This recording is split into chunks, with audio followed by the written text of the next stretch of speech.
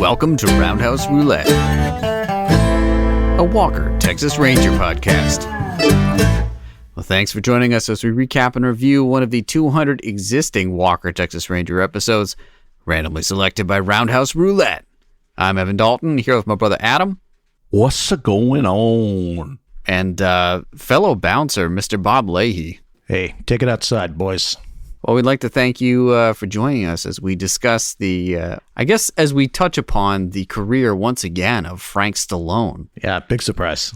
Happy to see it. Of course, that means today we'll be recapping and reviewing Season 8, Episode 5, Tall Cotton, where we depart on a side quest into Gage's backstory. But before we engage in yet another bar fight, join us as we first pull up a stool at CD's Bar and Grill. Fancy meeting you guys here. It's been a while. No doubt. I think we recorded the last podcast before Halloween, and it dropped in December. So, sorry, listeners. Doing well. Mostly apologize to the Patreons. Patrons? Patrons. Right. Patreonas? The Patreon saints. Which we've got some news for you patrons out there, which we'll get to here in a little bit. But before we do that, what does CD have on tap for us today? CD's got a treat here. This is a beer called Meet Me at Maria's. Now, you may be asking, is this an homage to West Side Story? Perhaps this is an homage to... Sound of Music. Awesome. Yep, maybe that. Not the Swiss Alps. No. Not New York here. We're talking Scituate, Massachusetts. And if you're from Scituate, Massachusetts, there's a decent chance that you have had to specify whether or not you want hots on a sub from Maria's Sub Shop. The answer is yes. It's always yes. Yeah. And this is a collaboration between Maria's Sub Shop, which has been a Scituate Harbor staple for over 60 years, and a recent brewery that opened up, Untold Brewing. So they have a location in Scituate and one in Plymouth. And CD went to Maria's while he was back for Christmas, and he got a roast beef sub that was to die for, and found out about this beer, but they didn't have it there. And CD went to the Scituate brewery, and they didn't have any left because everyone in Scituate's like, we're going to buy this out. But you know what? They might have some in Plymouth, Mass. So CD went to Plymouth, location of Untold Brewing, and they had already been texted ahead of time that we might be coming down, and they gave us this beer on the house. So shout out to Untold Brewing for hooking up CD with this Italian Pilsner. And if you're in Scituate, Massachusetts, you got to go to Maria's Subs. Really good. And Bob, you're not going to crack one of these with us. Why not? I'm a participant in the phenomenon known as Dry January. Okay. All right. I thought I was just going to pretend that I was drinking that beer, but... No, I mean, we've done that in the past. And, I just don't want to live a lie. No, we haven't. Well, there's video evidence of this. We might post this video up, and they're going to be like, Bob's not drinking that. Also, it's possible that by the time this airs, actually, it's more than likely by the time this airs, it will be dry August. Well, and that's totally fine. We're not trying to live a lie here. Let's crack them, boys. So it's important to note that this can states it contains no lettuce. It's good to know. That's golden. All right. To Maria's Sub Shop. Thank you, Untold Brewing, Scituate, Mass. Whew. That's a sipper, man. That's a nice Pilsner. I dig it. So yeah, since it's been so long, we probably have a lot to cover. We do indeed. And before we dig into it, our friends and fellow Walker, Texas Ranger podcast, the Talented Slackers, recently got back into doing a few episodes of Walker, and we had interviewed Mondo as one of our first interviews here on the podcast. He's boots on the ground in Fort Worth, and it was a cool interview. But yeah, guys, I'm just gonna hit play on this here. Thank you for joining us for a special episode of the Talented Slackers Walker, Texas Ranger podcast. Oh my gosh, I haven't heard that in a long time. Es muy especial. I'm one of your hosts, Mondo, and to my right is... Yo me llamo Francisco. The Trevette to my Walker. That's okay. All right. So, Man, it's been a while since we've done a Walker episode. Yeah, how long has it been, actually? It's been a minute. So 6 months. So it's been a while. Wow. So let's go ahead and start this. Oh, first one. I want to go ahead and drink an IPA like the Roundhouse Roulette guys do. I have here the crushed strawberry IPA from Fanta. From Fanta. Yeah. Fanta Brewing. Let's try it out, shall we? What do you have? You got the Dr. Pepper IPA? Yeah. Established 1885, so you know it's a good recipe. Yes. So let's see here. Ooh, Oh. good Foley. They got it down. It's very sensual. Oh, okay. That's not what I wanted to hear about strawberry at all. So no, it's good. No, those Roundhouse guys, man, I love it when they do their show, man. They're great. So professional. So professional. Yeah, they at first I was like, no, we're the only podcast that can do Walker Texas Ranger. This is filmed in our backyard, goddammit. But no, they're good. I'm glad they're doing it because I was even thinking I'm going to do all episodes of Walker Texas Ranger. And that died. It did because I was kind of like, because we did like what? The first 2 seasons? Yeah, the first 2 seasons. And after a while, I was kind of like, man, I don't think I could do 7 more seasons of this you know? But I bought the Walker episodes, the whole series on iTunes. Yeah. And I've been going through season 7 right now. So that's where I'm at right now. Oh, okay. And I came across this little gem. It's season 7, episode 13, Special Witness. I didn't even catch the title. Oh, my God. Walker must find the hired killer who stabbed Trent before the assassin finds a mentally challenged girl who witnessed the attack. Why does she have to be a special witness? Because Walker likes working with kids, goddammit. Don't get mad at him for that, okay? I mean, they were trolling us for our cork sniffing beers. I know. I appreciate it, though. Fine by me. Yeah. Yeah. Also, good on them for tackling Special Witness. That one deserves some more attention. I mean, Gary Busey as the milk drinking assassin ninja with a knife. I mean, honestly, there can't be enough podcasts diving into that episode. So, Roundhouse Nation, go give them a listen. Talented Slackers. Well, we had a crazy Thanksgiving. We had our whole family came to Nashville, and my bandmate John Beck, who plays mandolin in the Tennessee Warblers, came to Thanksgiving with us. He did this a few years ago. He made a Chuck Norris carrot cake for me when I celebrated Thanksgiving with him a few years ago, and he outdid himself this time. Take a look at this thing. That's unreal. Pretty legit. Evan, can you describe this to our listeners here? Sure. It's a circular layer cake in a basket. It's surrounded by magic cards, so there's that. But it is covered in what appears to be some form of cream cheese frosting due to the off-white nature. The circular edge of the cake, the border, is studded with shelled walnuts. And the center of the cake, we're talking, this may be a 9-inch cake, 10-inch cake, is... Bedazzled?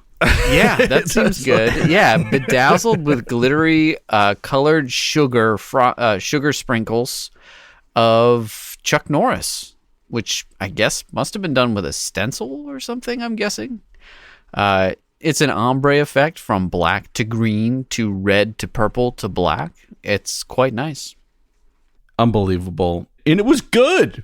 I was like, dude, where'd you learn to carrot cake like this, man? That's just not right. I didn't know carrot cake was a verb. Yeah, so shout out John Beck. Really brought the Walker Texas Ranger cake. Didn't know we had it in him to take it to the next level. And for Christmas, I was back in Massachusetts. Evan, you were in L.A., and I didn't even get to see you, but I had to leave a parting shot before, for you when you got back after flying from L.A., with the family on a plane for 8 hours, all these delays. You get in at midnight to our parents' house. You're loading up the car, and finally got everyone in the car. You still got to drive 30 minutes to get home. You back out of the driveway. What happens, Evan? I didn't notice anything, but my wife did, and she was basically just like, "What is that?" And I looked down, and after the entire ordeal that you've explained, I just went out of my car and pulled it off because I knew exactly what was going on. But Yeah. Well, it's from this horror movie Elves from the 80s. And so I put it in your backup camera. So when you back up, it looks like this monster with a Santa hat. You're about to run him over. But I guess I didn't. I mean, it looks pretty good. I've seen this prank before, but using like a Freddy Krueger action figure or something. But putting it there so it, when you get out to look behind the car, you don't see it. This is the first time I'm hearing what the reaction is, and I don't know. I guess it could have gone a little better. It wasn't the reaction you were looking for, unfortunately. I'm sorry. But it is probably because of the desensitized by being worn down for a whole day's worth of travel. Yeah, You're like, oh God. Yep. Okay, all right. Yep. I'll say you got the framing pretty good. Yeah, You like that? It's good. I had some assistance because, well, get this. Well, he got this picture, so I mean, I left my keys there, so. Oh yeah. Right, yeah, I had a little help. I had a little help There's getting some it together. pre-production. Yeah, exactly. Yeah. Yeah. Well, I guess while we're recapping, we got Thanksgiving, Christmas. There's all these apps and like Spotify Wrapped and YouTube has their own thing, and like all these podcast apps have these things that say, "Oh, what did you listen to?" You know what I mean? Throughout the year, and how many hours did you listen to this? That kind of thing. Well, we got to give a shout out to Florida.sounds on Instagram because I think they did the Roundhouse Challenge. And take a look at the stats here that they shared. They spent 6,379 minutes listening to Roundhouse Roulette last year. Sounds about right. How many total minutes do we have on here? I mean, we've got at least 100 podcasts. So hold on, doing quick math. They're putting in the effort. I don't think we recorded anywhere near. Evan, hit me with the stats here. What do these numbers mean? All right, that's 106 hours. So we probably have more. 106 episodes. We have more than that. No, particularly the beginning ones were much longer than that, though, right? yeah, and then some, if they're movie ones, are like 2 hours, and we got a bunch of special episodes. We got interviews. So yeah, I mean, if there's anything I learned from that, it's that Florida Sound could have listened to more minutes of us. To wrap things up here, wrap up the holidays, Evan, you got a few Christmas gifts that you need to open up on camera here on the podcast, I think, because they're kind of podcast related, and I think now's the time. All right, so we've got this, which is a record of some sort. Should I open this? The other one first. Okay. Okay. Yeah, and what do you got here? We got a what does it look like? What do you got? To Evan, to be opened on Roundhouse Roulette. Dimensions, weight for the listeners. Okay, yeah, this is a good unboxing. Bit of shake. Okay.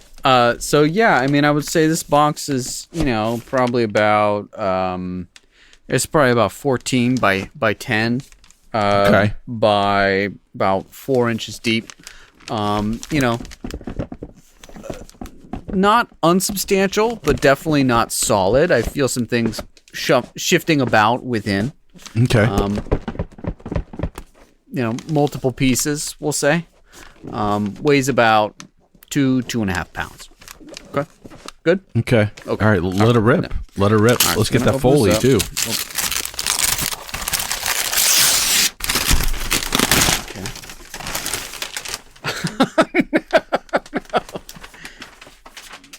Did I do good or did I do good? Oh, whoa. Whoa. This appears to be a box that was intended for Carlos Santana shoes. So let me see if I can find a knife here to open it. Oh, nice. Okay. And these are the particular brand that you said that if you were going to get the shoes, you would get the Prince loafer in blue velvet. And Is that what they are? Wow. Now, would you have remembered that if I hadn't said it on the podcast? no. Damn, look at that. Look at the inside, huh? Oh, Sick. don't get rid of that box. Wow. You could no put way. your stuff in there, your magic cards. And Definitely. Oh, my gosh. It has a little personal touch here. Okay, and a little envelope. Carlos, 100% handcrafted shoes. Thank you for your purchase. Carlos Santana Shoes for Men. The signature line by Carlos Santana are made according to the principles of traditional craftsmanship and flavored with the rock and roll style of Carlos Santana himself, in collaboration with world-renowned legend and artist Carlos Santana. We create a line of classic handmade shoes with the quality and workmanship that embodies the name. Carlos Santana. But shout out to Jeffrey Hartman, because he let me know that, dude, I wasn't going to pay full price for these shoes. No way now. They were running a deep discount during Christmas, so that's the only way I could afford these bad boys. Let's just say that. But let's see these guys. Just wow. What color did you get? It's dark blue. It's like dark royal blue velvet here. Wow. Those Real nice. those they better be going on right now. I'm trying them on. I will say, as someone who doesn't really own expensive shoes, Oh, you still don't. You still don't. I'm going to say they don't necessarily feel expensive. Wait, you're making fun of my gift? You say my gift is cheap? No, Oh, you just told me you got them on Mega Markdown, so Well, it was a markdown. I wish it was a little bit more, but I only buy directly from Carlos. I'm not going to go anywhere else. I mean, major shocker here. I just think that they maybe are using the branding and the name of Carlos Santana to sell shoes that might otherwise not sell. Those are the ones you said were the most stylish on the website, Evan. It seems like you're pretty satisfied with them. No doubt they're like by far the most attractive shoes they had. I mean, Look, he's still marveling at it, Bob. He's still settling in. He's like, wow, I got to get socks to put these on. I hate these shoes, Adam. I'm not saying I hate them. I'm just saying, they were marketed as, something greater than maybe they are. But I mean, I got a little letter here from Carlos himself. So, and I mean, this box alone is worth the price. I mean, look at this. And listeners, I know we bring this up all the time, but, there's an episode of Walker where Walker tames the untamable horse Santana, and Evan has pledged to listen to every single Santana record and rank them, which he hasn't done yet. And now he's got the shoes to sit in a chair in his Santana shoes and listen to every Santana record and rank them. It's dry January, and maybe this is the time for sitting down with my headphones on, wearing my bathrobe and these Carlos Santana shoes, and just scrolling down to the dregs of Santana's discography on Spotify, and just Speaking of which, why don't you open that record? Out. Why don't you open that record up, Evan? Okay. I opened up to the back of it, which I'm not sure how to react to. So I'm going to look at the front, which is... Not better. This is a collab. This is a collab between... I have that record. I totally have that record. And not going to lie, this is not one that I was going to review because... It's going to be in there now. It's not a solo record, more to the workload. Yeah, what is it? Show it. Tell the listeners what you got. This is a vinyl of Love, Devotion, Surrender. And this is a collab between Carlos Santana and Mahavishnu Orchestra co-founder John McLaughlin, guitar player. Both of them, I don't know, I would say both Carlos Santana and John McLaughlin revered as guitar gods, but maybe lesser deities. I mean, as expected, it's only 5 songs for a full-length record. There's going to be some rippage, some serious guitar. What year was this? 73. Okay. I mean, yeah. I would say Santana was kind of hitting the sweet spot for me in 1973. So, yeah. So is great. that a thanks? Question mark? I'll take that. I'm not sure.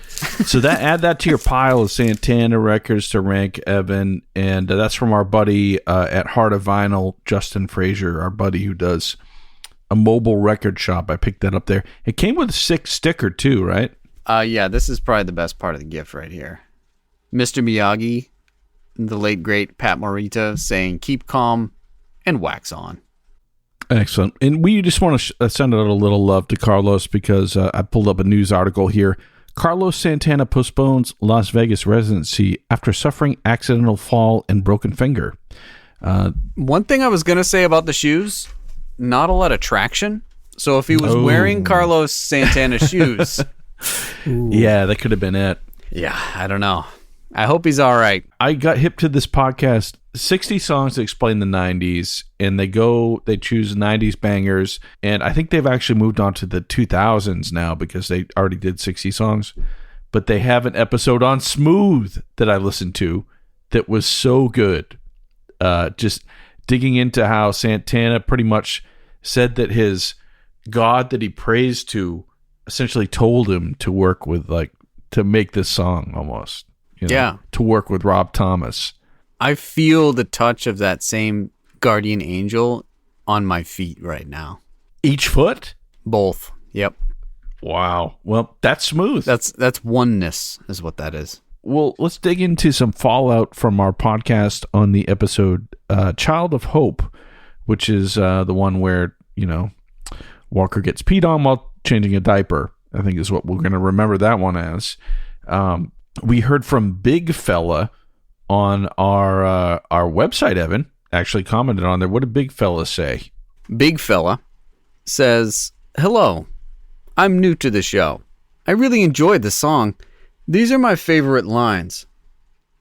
Heaven comes shining through in a smile. Where there are dreams, there will be life, and always a second chance to do what is right. Man, I'm really glad he zeroed in on that. And Evan, the fact that you still had that melody in your head. Earworm. It sure is. It won't go away. Someone who's been missing in action here for a while on our website left a flurry of comments across the board on our pages. I couldn't even bring them all up here to talk about, but BJ69 is back commenting on our website. This is our favorite AI fan. Yeah.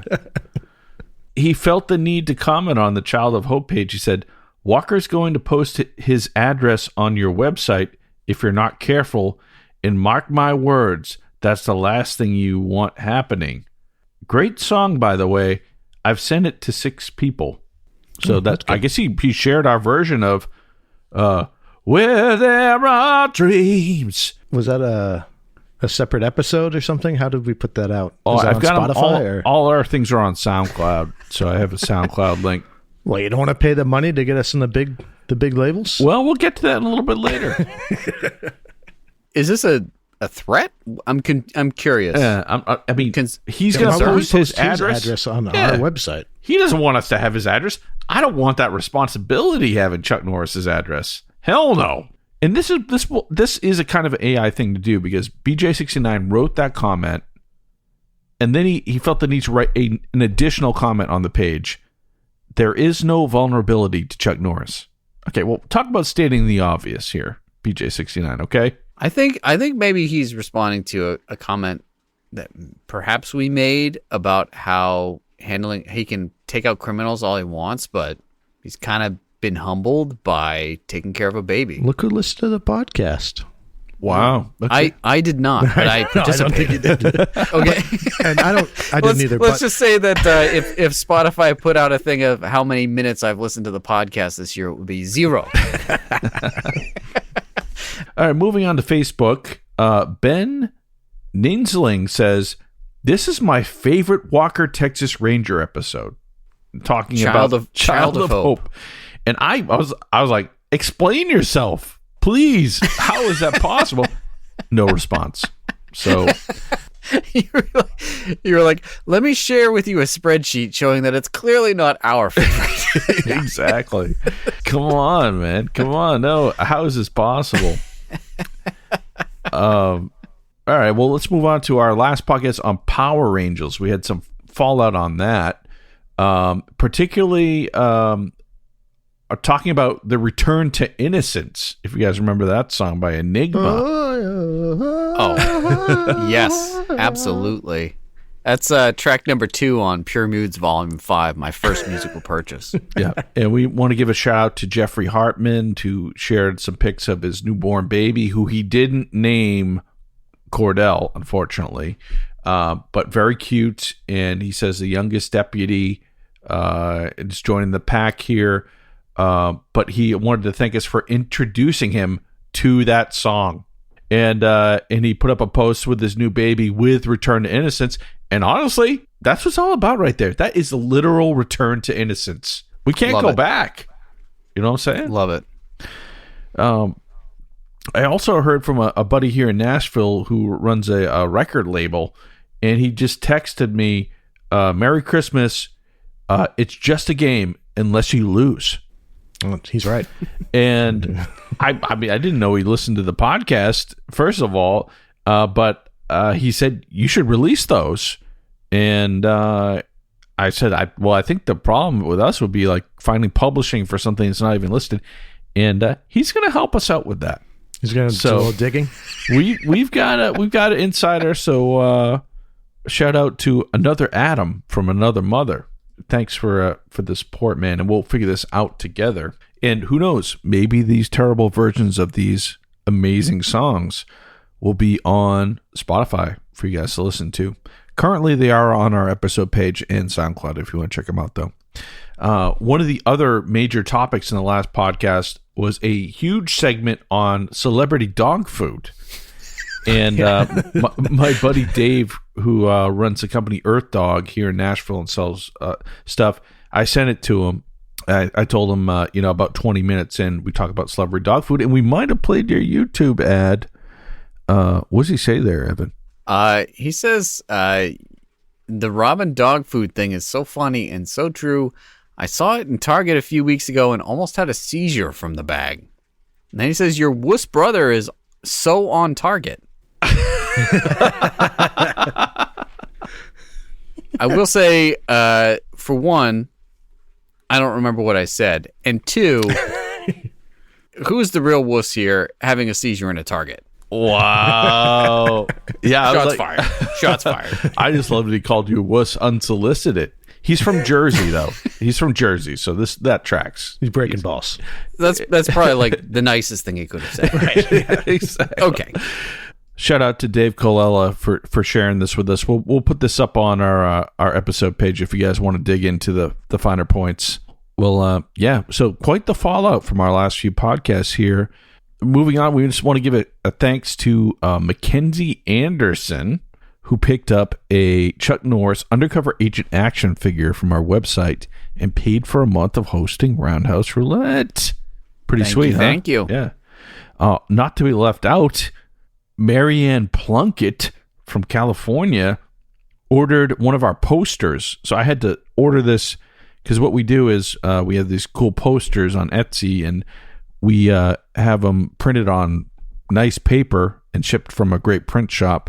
And this one is the May the Eyes of the Ranger Be Upon You poster. So she picked that up and is representing us there and also paid for a month of hosting for roundhouseroulette.com. So thank you, Marianne.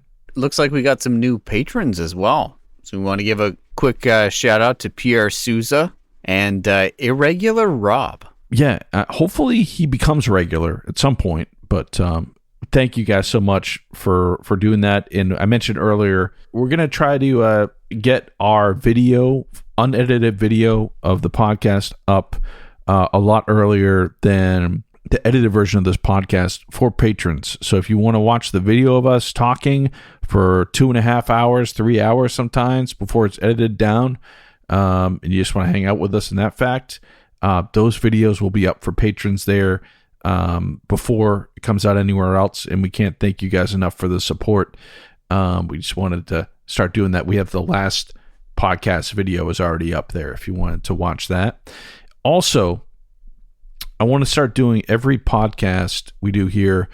I want to add something to the pot here for patrons that at the end of the year, will disperse these artifacts to patrons. It doesn't matter what level, as long as you're a patron for Roundhouse Roulette, you're eligible to win these items.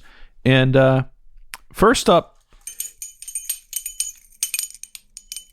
it's a little artifact. One of our most popular podcasts is on Chuck Norris's movie Top Dog. And what I've got here is promotional item, Chuck Norris Top Dog dog tags. Okay. Ooh, real nice. See that? Real nice. Pretty good. And then, Pretty good. Then the other tag, one's tough, one's smart. You figure it New out. tagline for the movie. Yeah, there it is. So that's going to be in it, and we'll add every podcast. We'll add some from our Chuck Norris Walker archive for patrons if you want to sign up and be eligible for some ridiculous items. That reminds me, Adam, did you receive a book in the mail? It's funny you bring that up, Evan, because I did receive a book. You seem to be the only person on earth that would be excited about that book. It seems right up your alley.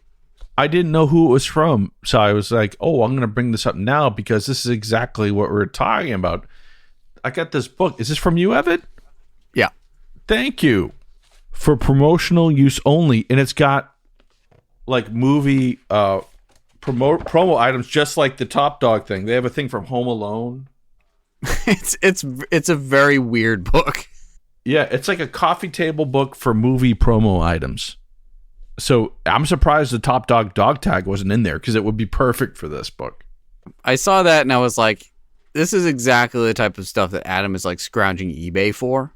So, just to give him a little sense of the weird stuff that's out there. Right. And I found some of it, as you can see from the Top Dog dog tags. Right. Yeah, I had that shipped from a bookstore in Los Angeles, and I did not intend for it to be on the podcast, so that doesn't count as a self-serving gift. I don't know. It actually kind of seems self-serving now that you bring that up. Well, good. I don't consider the favor returned. All right. Well, lastly here, guys, we appreciate all the support, and we wanted to start a call to action every podcast and to try to, get more ridiculous things, guests, all sorts of things here.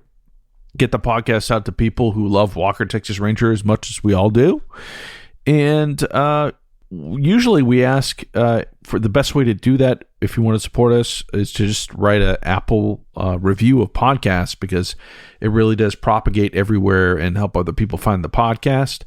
To my surprise, we actually had 3 written reviews since the last time I checked, and I figured we might as well read them here. And if you leave a written review, you might get read here. No, you will get read here on the podcast. Almost certainly. You kidding me? Almost certainly. So, Bob, what have we got here, man? First one, 5 stars, obviously. Hotter than a bowl of Seedy's chili. The big dogs do an incredible job of recapping and reviewing Walker, Texas Ranger. Going behind the scenes with special guests and breaking down the subtle nuances of that which is the best teledrama ever created. I mean, no arguments Accurate. here. Yeah. Accurate. Sounds good. This next one, 5 stars. Love it. I love this podcast. I like how they vividly describe the episodes. Okay. All right. Some may say too vividly. Yeah. I might say that. Too much detail. This one is roulette #1 fan in the world wide. It gets cut off. Is Chuck Norris just a bad actor, or is he an amazing actor playing a Texas Ranger on the spectrum? ? 5 stars. This episode may be proof of the latter. No doubt. Yeah. So, all right. So we'll get into that. Okay. All right. Well, we've got a lot to cover here, and let's get on into this beast. If you're watching along at home and don't want any spoilers, hit that pause button and watch Walker Season 8, Episode 5, Tall Cotton, and then please come right back to us.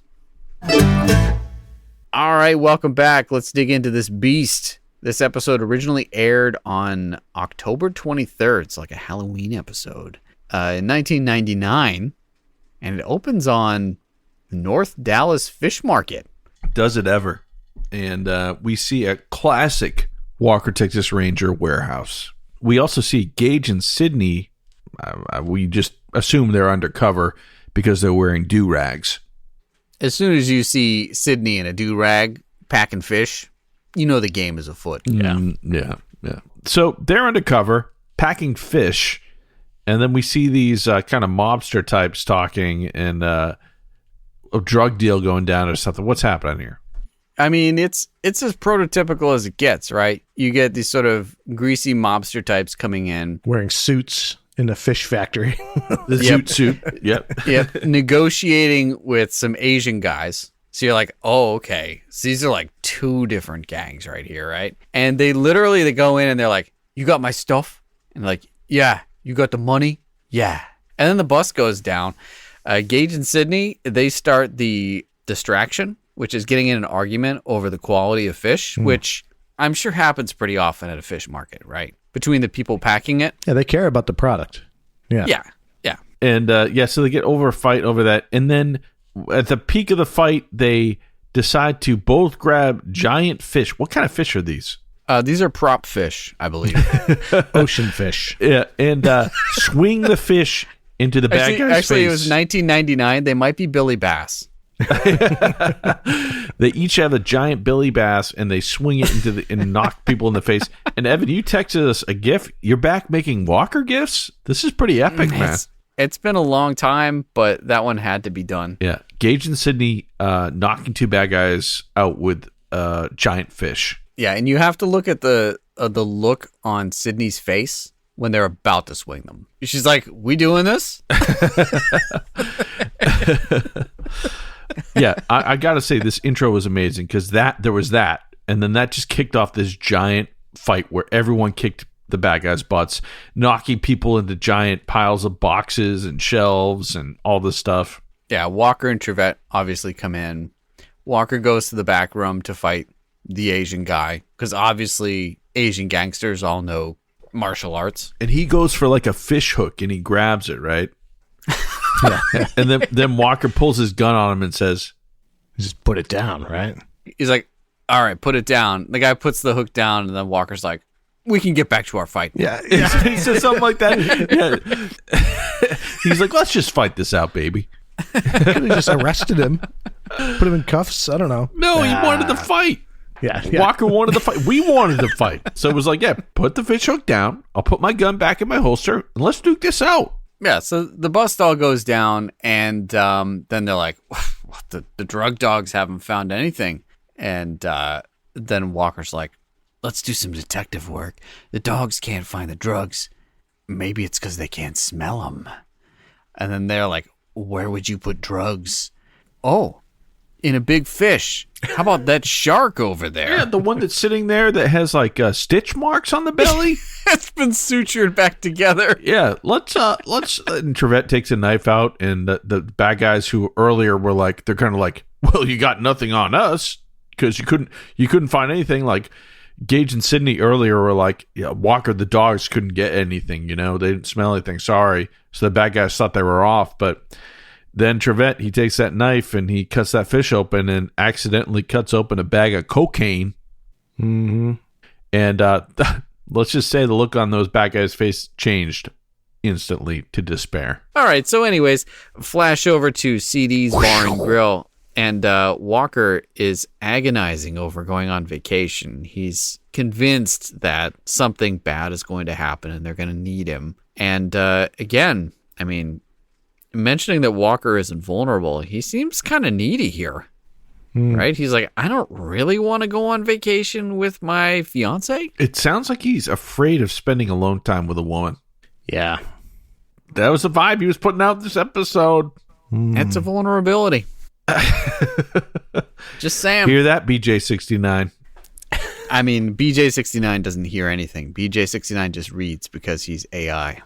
So he's reading a transcript of this. Okay. In real time. He's hacked into the mainframe. It's in the mainframe.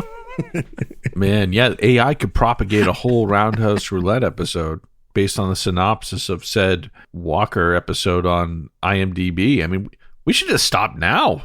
All right. Well, we flash to from that scene of CD telling Alex she looked hot in a fishing hat. We moving over to some random bar, and we see this bartender. She's mixing It's it not up. just a random bar, Adam. What's it called? I didn't get it until the end. What's the name of the episode? It's the Tall Cotton.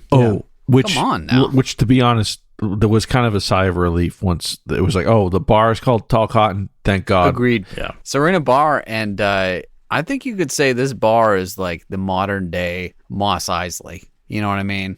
Salacious, if you will. Yeah, Star Wars crumb there. Yeah, scum and villainy, if you will. Yeah, so guys getting kicked out, and this bartender, she seems like she can hold her own. She's not shaken by it at all, and so you're like, oh well, does this every day. She's in with the people who work here pretty tight.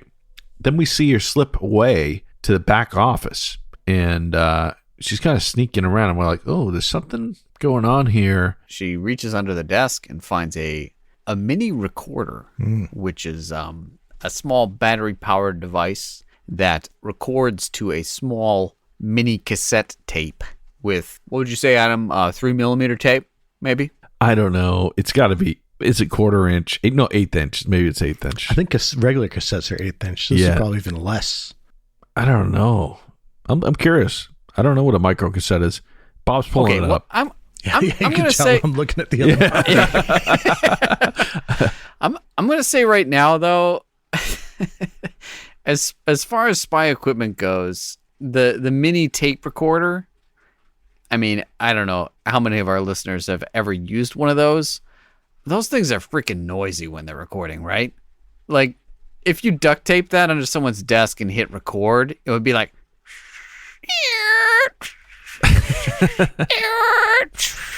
Yeah, but if you're a loud what the heck is this bar, under my desk? What's That's under all my you desk? got, though. The sign of the times. Although by the late 90s, I think we had some sort of digital things. Let's not get into that. yeah, let's get into mini disc. Bob, you had a mini disc player, right? I got it right here. Look at this. Mini disc player. Look at that. Oh man. wow, dude! That is Yeah, saucy. let me just Flip pop the it top, open. pop it open. Yeah, It's just like that. Slide the Oh my disc god, in there. that looks so futuristic to me. That's like Blade Runner stuff. Adam is wandering off into CD's bar. this was from Evans Bird Observatory. Yeah, that thing's pretty cool. What is it? Tape recorder? Yeah, it's for doing recording nice. to reel. Super cool. There's a guy in town who fixes they're called Nagra, which I think are like the higher end versions of these, which are what all the boom operators for films would record to these portable Nagra machines. And there's a whole culture of people who are going back to recording to Nagra to tape. For films and TV and stuff? That sounds Interesting. incredibly annoying. It They probably just really dump it does. all into Pro Tools anyway. But All right. So, anyways, clearly, some sort of undercover job going down with this waitress. So she's got a tape recorder going. She presses play, and we hear a voice, and it's like, "Is that sounds kind of who is that?" And then we see the owner of the voice sitting around the table with the boys, Frank Stallone. He's back. In fact, this episode was before the other episode he was in, which has very similar themes. But Frank Stallone is the brother of Sylvester Stallone. I think you're right. So clearly he seems pretty crooked, and she's like, "Oh, I got him now." And then the door to the office starts opening, and it's one of Frank Stallone's guys coming to get some cigars from his desk. Commercial break, super drama. Not the commercial break, the intro song. Oh, yeah, this is the credits. It was the credits. Usually she would be caught and then commercial break. Not like, oh no, is she gonna be caught? Commercial break? Far too early in the episode to have her get caught. We don't even know who she is. And what about the fish market? Yeah, something fishy here about that. Look in the shark, Bob. You'll find your answers in the shark.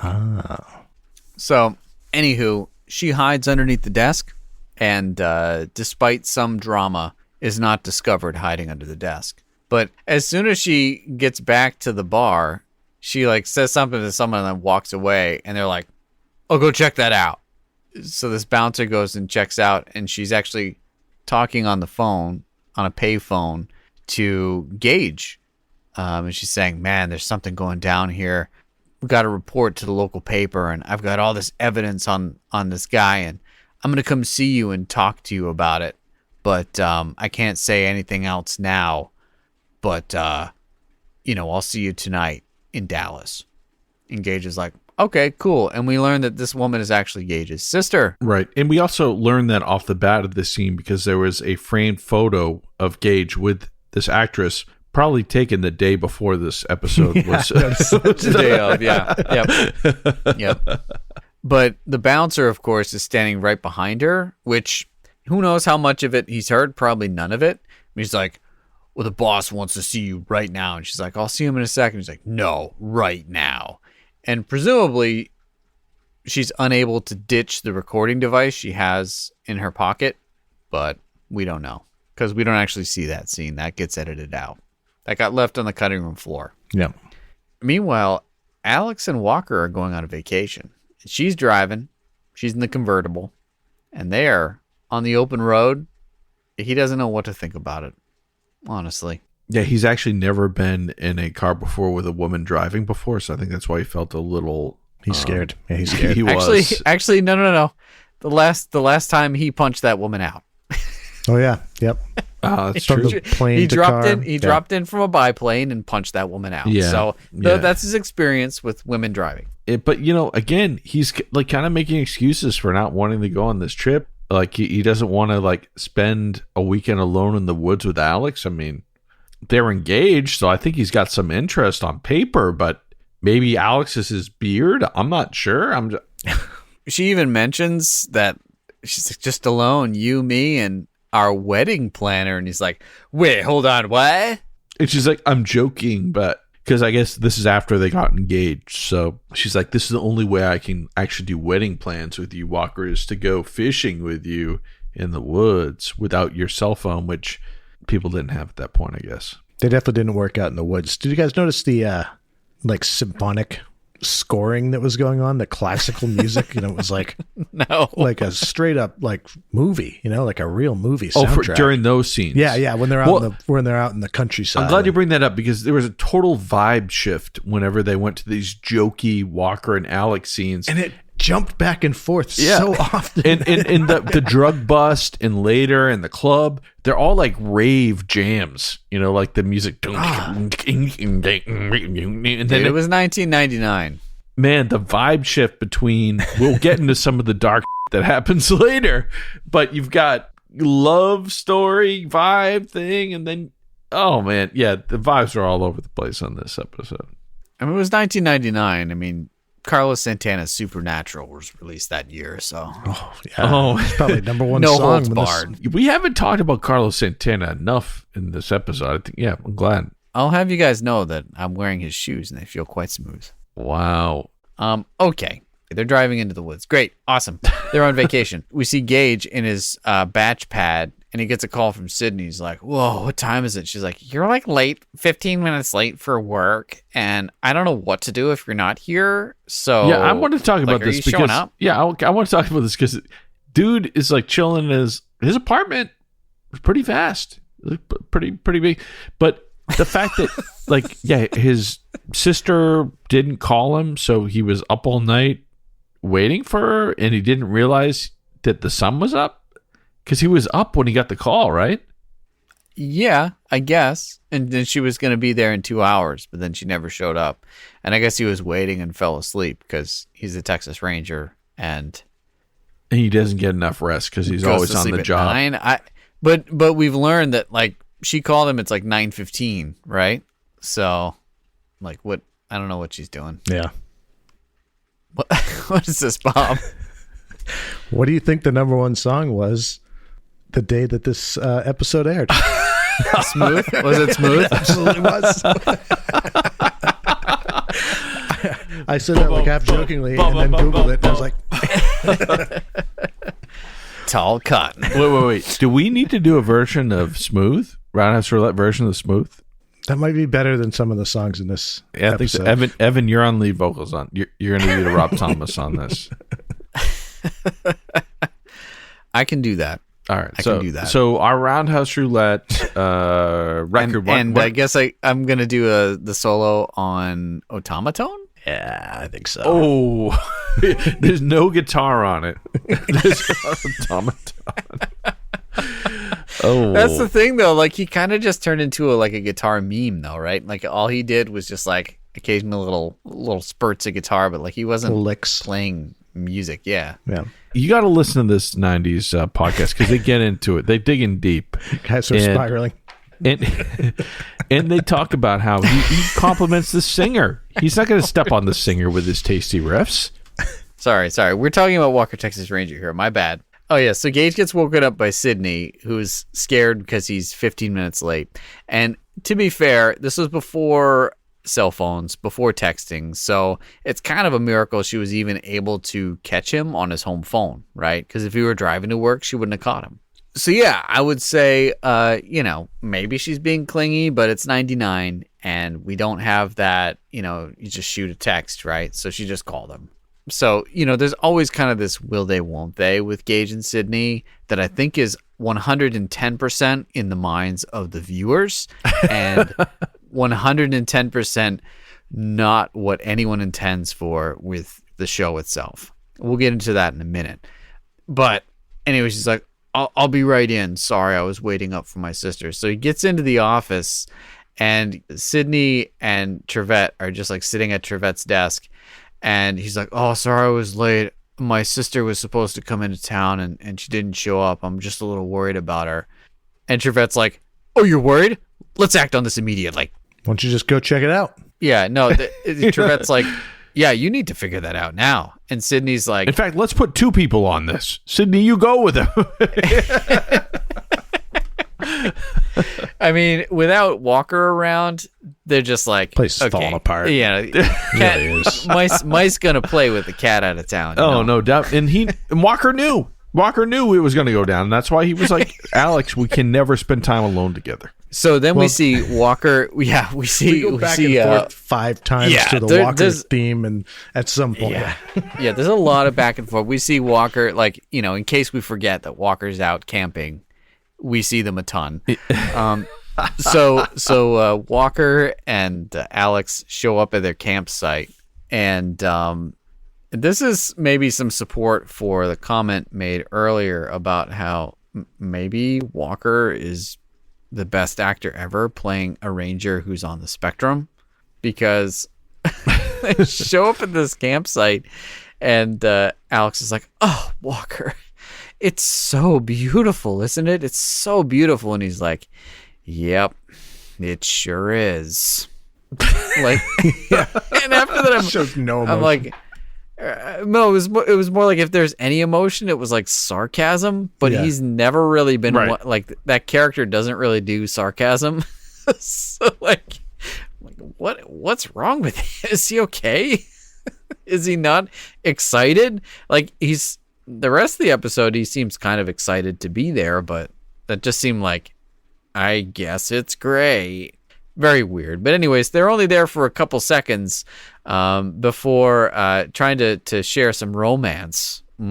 Before some Bison Scouts. Is that what it is? Yeah, Bison Scouts. Before the Bison Scout leader shows up with his Bison Scouts in tow. Yeah, getting ready, and then they hear a whistle, and this nerdy scoutmaster comes up and essentially is like, oh, hey guys, we're looking for a campsite here, and you two look like you're enjoying yourselves in this beautiful environment, and I know nothing about who you are or what you do, but do you mind if I stay here with you guys?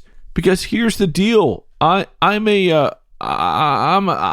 filling in for my buddy. I'm not a real scoutmaster. I'm a gynecologist. Yeah. Yeah, what? Then he made some joke. Yeah, what did he say? I didn't. What I don't is think I wrote this? it So down. I'm confused. So one is being a gynecologist, is that supposed to be like an unmanly thing? I'm not sure. I don't know. Well, by nature of the business, yes. Okay, but does that mean that he's not good at camping because he's a gynecologist? I'm confused about that. But then he also made some weird comment like, oh, I'm actually a gynecologist and I'm filling in for my brother. Not literally. Oh, yeah, that's... Was he? What does that mean? I don't know what's happening. But then he's like, yeah, so... And I'm kind of lost here, and it would be really great if me and all this Cub Scouts, they're essentially Cub Scouts or Scouts with this guy. He's like, is it cool if we just share this campground with you guys because I'm lost and I could really use the help, and you guys both look young and fertile. You're like, oh yeah, you want to be alone because you're young and you Exactly. I was like, God, what is wrong with you? It's just altogether just an odd thing. It was #awkward interaction, and to his point, a real man who would want to spend some time with his woman would be like, hey man, I'll find you a good spot, but not right here next to me and my lady. But I'm glad to help you out. But you gotta leave us some time alone, man. But I'll help you find the spot, man. But Walker doesn't say. And Alex is like, oh, sure.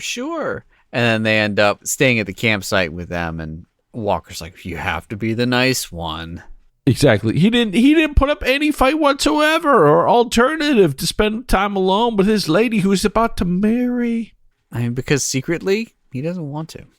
Again, this is maybe showing some character weakness, or I'm turning the tables here. This is not weakness. He's married to the job. This is strength. Married to the job and hot take, saving himself for marriage. Oh, okay. That decodes the whole thing. That's it right there. Okay, I stand corrected. He has no weaknesses. Meanwhile, we see Gage and Sydney, and this is where we get a bit of Gage's backstory, which, this is early season 8. So they came on sort of in somewhere midway through season 7. So we probably haven't gotten much of a backstory. I think they were just 8 and 9. The last 2 seasons, hard pivot. 7, they closed out with the... Oh, right. They closed out Trent and Carlos. Yeah, okay. Yep. So yeah, this is kind of like early stages with Gage and Sydney. So we're getting a little bit of that backstory. And I'm not going to lie, like from Walker getting blocked by the Boy Scouts, we're going from that scene into Gage and Sydney discussing being in an orphanage, and there was some dark stuff going on in this scene. Real right? dark. But this is Gage's backstory, which we never get. Yeah. We never get a backstory, and I was really glad to see that we actually see Gage's backstory. So what do we hear here? I was wondering what came first, the backstory or this episode? This episode definitely came first. And then that whole thing was made up to fit the episode. But his parents were killed when they were young, 8 and 10 or something. They were on their way home from a church group, of course. And, roads were slick. They didn't feel anything. They didn't do anything wrong, and they died without pain. And then, they're bouncing around foster homes and experienced some abuse. And, it gets pretty dark in that truck. Yeah, they're like, some foster homes are great, but not this one, and we were beat. I was like, whoa, we were just joking around with the Boy Scouts. Now we're getting into this darkness. I'm not going to lie. Maybe it's because I was making the fish gif while this was playing, but I missed this entirely. So well, you probably missed it because it would just jump back to Walker in the woods making jokes about, farts with little kids or whatever, talking about mushrooms or I don't know. Oh my God, yeah. And then we're back in the truck and it's real heavy. Honestly, that was the scene that is probably the most important in this episode was the Gage backstory. And Evan missed it. He did. He was making gifs of Gage and Sydney slapping bad guys in the faces with fishes. So I'm not knocking it. I have zero regrets. Of course. All right, so we get a little backstory, and basically he's sort of separated from his sister, which makes that photo of him with his sister, which was like taken the day before, kind of strange for them both to have developed and in their possession, but whatever. Yeah, they get to his sister's apartment. Her name's Julie, and it's been broken into and torn up pretty good. So They know something's going down, but they don't know what. Meanwhile, we get to actually see what's happening to Julie. She was caught for having that recording device with incriminating evidence on this crime boss. Played by Frank Stallone and him selling drugs and stuff. And they have this interaction that is really strange. Like, she's cool as a cucumber against this guy. You know what I mean? He's like, oh, well, who are you? And she's like, oh, I work for the newspaper and I've got enough evidence to put you away for life. Like, almost bragging about it. And he's like, all right, well, we're just going to kill you. And she's like, well, you're not going to, because if I die, then all that evidence gets released. And he's like, you're bluffing. And then they're like, cart her away, whatever. But then when you hear Gage's backstory, he says something like, oh, yeah, we were at an orphanage and some are good orphanages, but ours was a bad one. And we got beatings. And I'm like, Jesus. Oh, why'd you get something that? And she got most of the beatings, but she kept it together. And I'm like, oh, well, that tracks with her being cool as a cucumber. So props to the writers on this one, guys. For sure. So they go to the newspaper she was working for, and they learn that she was investigating this guy, BJ Ronson, who is Frank Stallone. Or BJ69's dad. Didn't even think about that. Yeah. Could be. And they're like, oh, well, he runs several businesses around the area, but he spends most of his time at the seediest one, which is a bar called the Tall Cotton. And they're like, okay, let's go there. And Gage is like, Sydney, why don't you go do something? I don't even know what. And he's like, I'm going to go to the Tall Cotton and check things out. I love that the default of a Texas Ranger isn't to like go and ask questions. It's, how can I go undercover? Right. It's like, yeah. I need information. So instead of just going straight to the source and just asking, I'm gonna walk in and get a job here and go undercover, because that's just what I do. And Gage goes to the bar and he's talking to the bartender and he's like, what's up, man? He's like, yeah, man, I'm looking for a job. And before that, we see him out front paying two guys some money and being like, okay, as we planned. See you in a few. Oh, yeah. I missed that. Yeah. He paid some guys so he could beat the bejesus out of them. So he's talking to the bartender. I want a job. And the guy's like, well, there's none open. So fight breaks out by the guys he paid, I guess. And, he jumps in and kicks their ass, gets them out. And they're like, man, this guy would be great to have on the payroll.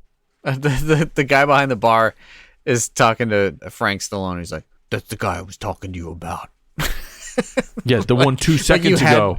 Yeah. Right, you had the time to talk to him about him. Yeah, 2 seconds ago, he said he wanted a job here.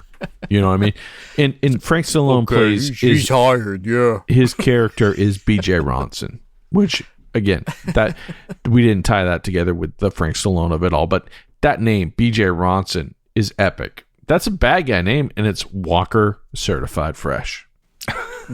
Total. Okay. And the bartender's name is Ace, by the way, yeah.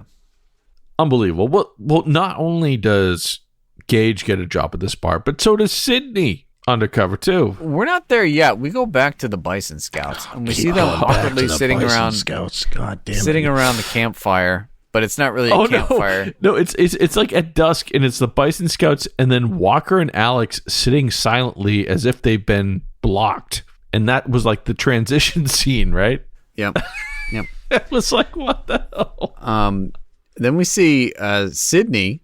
She's talking with Frank, and she's like, yeah, I'm used to dealing with riffraff around here. And they're like, okay, well, I kind of think you're hot, so you're hired.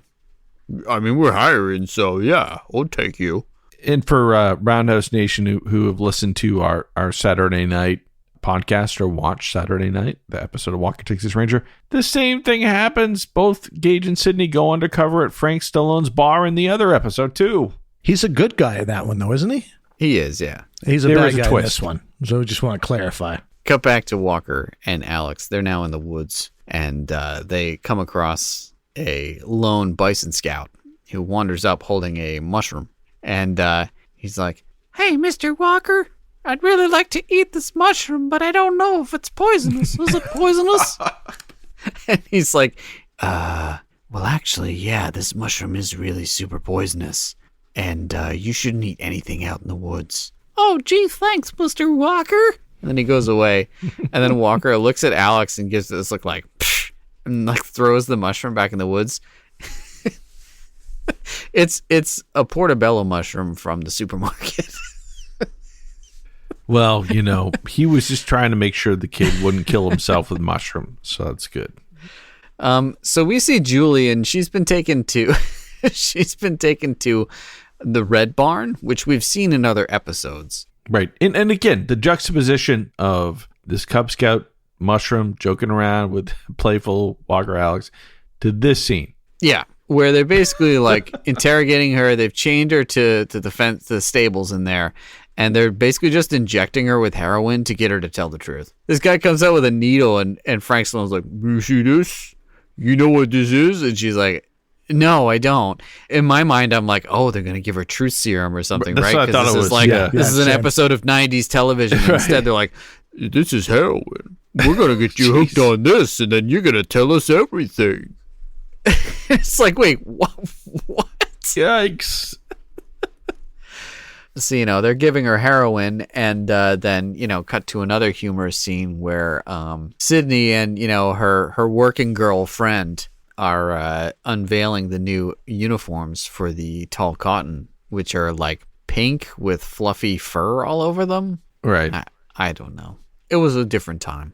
Hooters was in its prime, and they just had to keep up at the Tall Cotton, Now, they could have helped their profit margins by not having bar fights break out all the time, but, keep up appearances, keep up with the competition, put your waitresses in pink costumes. Anyways, the uniforms don't really help with the pervs in the bar, so there's a lot of butt slapping, and some guy gets a bit too handsy and gets kicked out by Gage, and then he's out in the parking lot, and he wants round two with his waitress. Sydney comes out and takes out some thugs, but then they get the upper hand because she's a girl, right? And then, Gage has to come out and rescue the day. So, yeah, they basically, take these guys out, and then back in the dressing room, because, why wouldn't there be a dressing room for waitresses? Sydney basically goes to this coworker, and she's like, "Hey, so I'm a Texas Ranger, and we're looking for this person." And she's like, "Well, I don't know. I saw them take her out, but it didn't seem good." So like, okay, well, they have Julie. Cut back to Walker and Alex fishing, which looks totally normal. Sure. Totally normal. It's so weird. They keep jumping back and forth. It really made me crazy watching this episode. I think also just Walker and Alex's relationship is kind of forced chemistry from, I don't know. They almost had chemistry in the first season, I would say. Right. But after that, it just it does not develop, and if anything, degrades. So at this point, they're like fishing, but like she's like sitting on his lap, or like he's like sitting behind her. They're like spooning while fishing. It's very strange. And they're like, "Well, it's so peaceful now. It's so peaceful." And they hear like a child scream, and there's a rattlesnake showdown. Which, come on now, let's have it. Of course there is. The herpetologist in me is like, "Come on now, let's do this." I knew that Snake he was going to time. pick it up. I knew Walker was going to pick up the snake. Well, of course, that's Yeah, the of course only it is. solution. Yeah. And he saved the gynecologist scout leader from the snake who was afraid, and he just kind of threw it into the woods, and that was it, right? Yeah, he's like, "Okay, everyone stay still, don't move. I'm going to grab the thing." So he grabs it, and it's like, "Okay, what's your end game here?" And he's just like, "Wow, silly snake, don't do that again." And he just like tosses it into the bushes, and then you like see it slither off. Okay, so now Gage is doing what every sort of recent hire. You'd think at the Tall Cotton they do some background checks, right? No, background checks are for like straight lace companies, not for bad guy companies, right? But like they've already had issues with a recent hire collecting information on them with a recording device. You'd think they'd whatever. Yeah. Whatever. Whatever. So Gage is like, "Oh, now I'm gonna go snoop around." So he snoops around to the back rooms, and while he's snooping in the back rooms, you see Frank Stallone and Ace And Ace is like, man, I tell you, man, I swear I've seen this guy Gage before. I just don't know where. And BJ Ronson's like, what do you mean where? Like where have you seen him? And he's like, I don't know, man. He just looks real familiar. Yeah. And Gage is snooping in the back room, and he finds even more like really bad surveillance equipment. Right? He finds like this hidden one-way mirror that has like a handy cam hidden behind it. I was going to say the same thing. But it did have the power adapter, so they weren't running that beast off just the batteries, because you can only get like 90 minutes on that. Who put it there, though? That was extortion material that I think Frank was putting in there. Yeah. So he did it. Yeah, okay, that makes sense. Yeah. So he put it in there facing the bed, and they're like, okay, well, we know that this is like total extortion material because they go and review it. Meanwhile, Ace goes back to Julie's apartment, and that's where he finds the photo that we talked about earlier of Gage and Julie together. Now they know that Gage is Julie's brother. Yeah, his cover is spoiled. And Gage asks the newspaper guy, like, oh, is there anything else Julie did besides working at Tall Cotton? Is there anywhere else she could have hidden anything? And the guy's like, well, she used to work at the Nature Center. He's like, oh, let's go there. So he goes there and gets incredibly lucky. I think Sydney even says, wow, you're lucky. Yeah, doesn't he like look underneath the wow, porch? we tied this episode He together. knows exactly where to Just in look, time. and he finds this like all this evidence like in a place that is like so easy. It's like you would never know to go right to that. Cut back to the camping, and Walker and Alex are finally left alone by the Bison Scouts. Ooh. Yep, and I think at this point is something that happens that my girlfriend Erin is a fan of the Bachelor franchise. And they have all these podcasts and lingo tied with The Bachelor. Like, it's like a game, like which character on The Bachelor or girl or guy is going to say, I love you first, that kind of thing. That's like a checklist. Or there's also a check for a hooju. Do you know what that is? Do not. It's a hug jump. And once the Bison Scouts leave, Alex gives Walker a hooju, and it's about to get Sounds a lot dirtier than what it is. a hug jump. She hug jumps him, and they're mounted. And this is Walker is trying to avoid this for all weekend. Yep. And thank God he's saved by the helicopter that comes in. No, it doesn't come yet. No. The helicopter's not there yet, man. What happens next here? Spoiler alert, there will be a helicopter. Yeah. Come on now. Yeah, so they're at the hotel. And Gage and Sydney are reviewing the evidence or whatever. However, Frank and his guys figure out what hotel they're staying at. Is this at Julie's apartment? I think it might be, Yeah. Maybe they went back to Julie's apartment. Weird, but okay. Seems like a less than secure location, but all right. Right. So they go back to Julie's apartment, and they're like, oh, man, this is enough evidence to take on the whole crime syndicate for the whole area. That B.G. Ronson is going to be no more. Yeah, for sure. But, B.J. Ronson and his goons just busted into the door. They found us. Unbelievable. So they've got them at gunpoint, and they're about to get taken out by these goons, but Trevette shows up and rescues them. I guess Ronson isn't there. It's his goons. Again, super lucky. I mean, Trevette is like, well, I was super bored and sounded like you guys maybe were into something, so I thought I'd come check it out. Three's Company. Yeah. And then he's like, I got a call for backup. And that's where we jump back to the woods.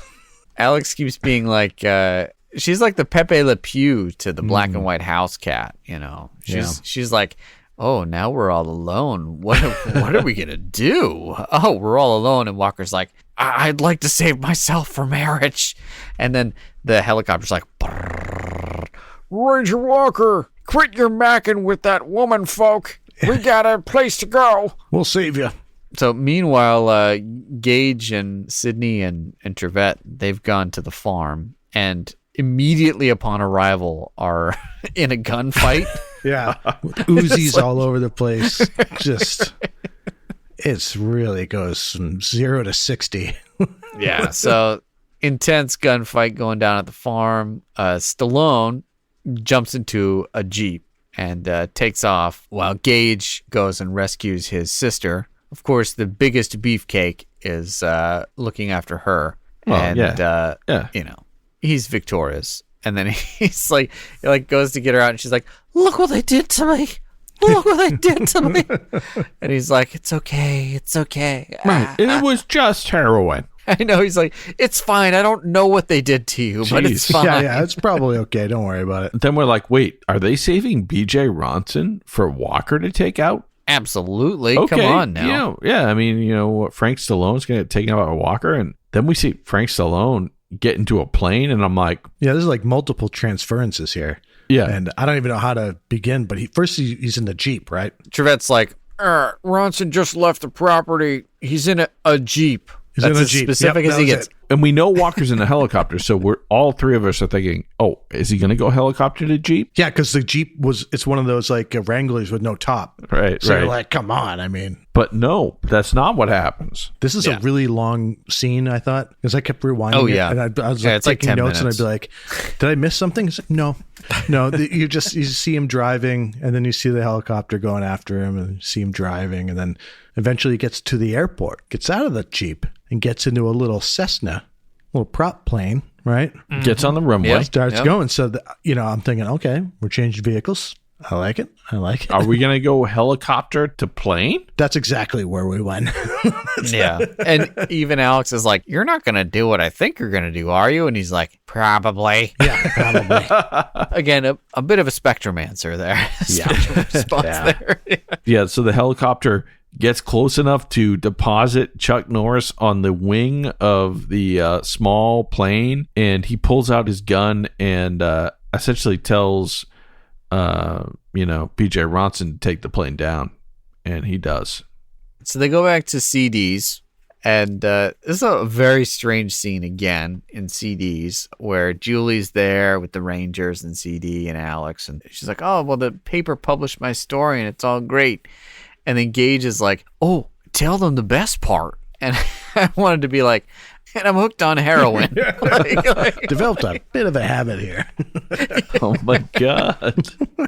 Of course, she's fine. Totally fine. I'm like, cue up plot point to make her never be in another Walker, Texas Ranger episode again. Yep. We will never speak of her again. And Gage is like, oh, tell him the best part. And she's like, oh, I got offers from San Francisco and New York and Chicago and blah, blah, to go publish with them. And they're like, well, you could go here or here. And then CD's like, well, with all the organized crime around here, you should just stay in Dallas. And everyone's like, end the episode. Was that a joke? It was kind of a slam. Yeah, it was. Isn't that kind of the point of the whole show? If there weren't any crime, there wouldn't be a show. I'm confused by that more than anything. Or is it a dig at like the Texas Rangers? They're not doing a good enough job. Exactly. And he was a Texas Ranger, so he's like, we're kind of crap at our job. He's self-aware. That's good. CD. Respect. Well, that about sums up this episode. When we come back, it'll be time for us to each rate Tall Cotton on a scale of 0 to 10 boots to the face, resulting in our patented Roundhouse Roulette episode ranking, complete results of which are available on our website, roundhouseroulette.com. Don't go away. This is ridiculous. I'm a bird watcher. You deal drugs. Drugs? I don't see any drugs. He's right, Ranger Adam. The dog went through the entire warehouse and came up empty. See, I'm a bird watcher. Now give me back my binoculars. I think that's a blue-footed booby over there. What if I could, Evan? You see, we are here to deliver the light of Walker, Texas Ranger to the world. And we're not going to let you get off the hook that easy. Podcast listeners, if you'd like to aid us in that mission, please share the pod with a friend or leave us a kind review on Apple Podcasts. It truly helps other Walkerites find the cast. And if you're feeling extra generous, join us on Patreon or pick up an action figure at roundhouseroulette.com. Big thanks to everyone who's helped us pay our monthly hosting and power the shenanigans here at Roundhouse headquarters. Will you guys let me go now? My attorneys are going to have a field day with you bozos. Is that right? Ranger Bob, now what here could be masking the drugs from our cop dog's power snout? Could it be that large pile of bird droppings Evan's trying to hide? Absolutely. Now let me just reach my bare hand up in here. Oh, now look at that. 2 bags of white buffalo cocaine. How do you like them boobies, bozo? No, you got me. All right, then. I reckon we best get back to the show. Welcome back. I think, unfortunately, I'm going first this time. I did change the order here. Oh, thank God. I mean, it's a weird one. What were the stats here for this episode, Evan? All right, so the credits are up to 13 minutes and 21 seconds, so pretty far along.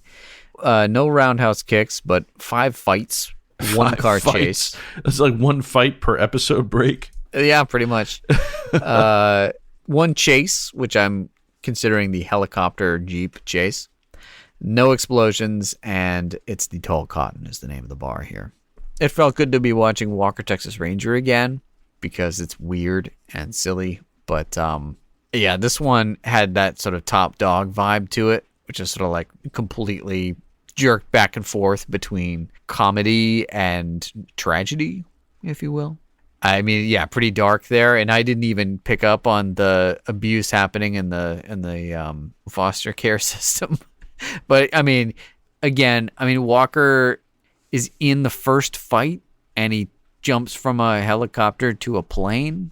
Other than that, I'd say this episode really doesn't offer much, unless you really, really like watching Gage and Sydney fight, because there's a lot of that.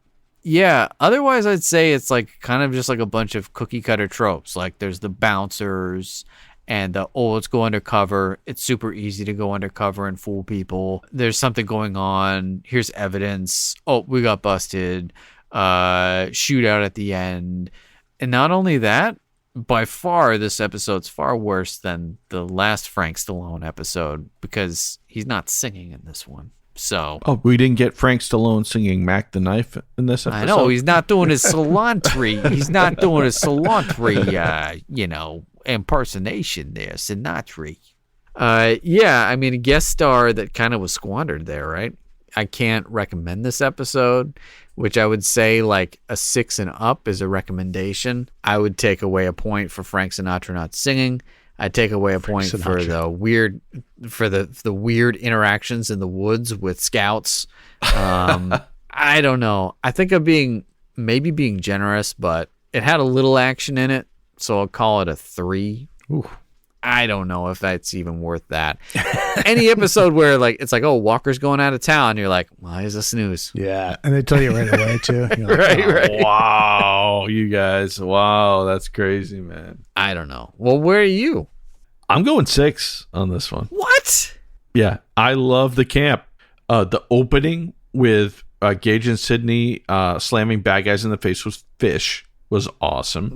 The campiness of that, it was like a Batman fight, like opening Batman fight, and warehouse fight, shells falling down, Walker telling the guy, yeah, put the fish cleaver down and let's just duke this out. Off the bat, points. Heck yeah. Walker being like, I'm a master of my own domain. I'm with a beautiful woman in the woods, and I don't need this. I need to crack some skulls. And then at the end, he does a vehicular transference. That's got to be at least worth the watch, okay? And we get Gage's backstory, a little bit of meat to add to the Gage bones. So that's a 5 off the bat. You add the vehicular transference, that's a 6. It's funny. I had almost the exact same reasoning and the same score. I put down 6. And Evan, before you kill me, I don't know what's wrong with you people. let me explain myself. Yeah. There may be a little bit of it's been a while syndrome. That's 100% it. I've missed That's 100% it, guys. this. You're messed up here. We're doing a rating of episodes here. You think a 6 for that? It's not great. 60. If you got a 60 in school, that you fail. Yeah, I mean, it's not great. But here's my. But we hardly ever give out really good ones. But no, that's true. We save those for the white buffaloes of the world. So, like I said, 6, and here's why. Right off the bat, good fight scene. Yep. Fish, for some reason, whatever. Fish market. Okay. Yeah, doesn't matter. And then the rest of the episode, it's like everything goes. There's like something cool, quick fight scene. Stupid Walker in the woods nonsense with silly music, and then so like it adds 1, subtracts 1, Adds one, subtracts one. Adds one, subtracts one. And then the vehicular transference, I was real excited to see that. That was a great welcome home to the podcast, I think, after a little break. Everything that was good was then nullified by something stupid. So middle of the road, and then kind of got that little nudge at the end. So, I mean, it's still, our overall score is still below 5. So what does that give this episode? That gives this episode a roundhouse ranking of 5 boots to the face. And I think we can all agree that we hope that Frank Stallone's guest appearances are limited to 2 throughout the whole series here. But, you know. Well, regardless, let us know what you think on social media or by emailing us at roundhouseroulette@gmail.com. When we come back, we're going to spin that roundhouse roulette wheel and select our next episode. Yeah, Bob, you ready to spin that thanger? Let's do it.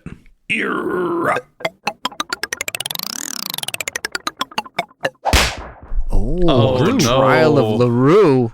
Nana, boo-boo. Oh my God, that's going to be insane. Season 5, episode 20, The Trial of LaRue. All right, Trial of LaRue. The nefarious criminal, Victor LaRue, finally has his day in court, where he holds Alex and the survivors hostage. Well, we know what's going to happen, I guess. I'm pretty excited for Victor LaRue. Did we do the original LaRue episode? I don't think we've done the first one. Yeah, we've done every LaRue episode except the original appearance, which is interesting, including a version of him playing another character in the Old West. Oh, right. Yeah. True. That's true. Yeah, he was good. Well, we hope you'll join us next time when we share our reactions to Season 5, Episode 20, The Trial of LaRue. In the meantime, share your opinions with us on Facebook and Instagram at Roundhouse Roulette and on Twitter at Roundhouse Pod. And please rate and review us on Apple Podcasts or wherever you get your podcasts. Thanks for listening, and until next time, may the eyes of the Ranger be upon you. When you're in Texas, look behind you.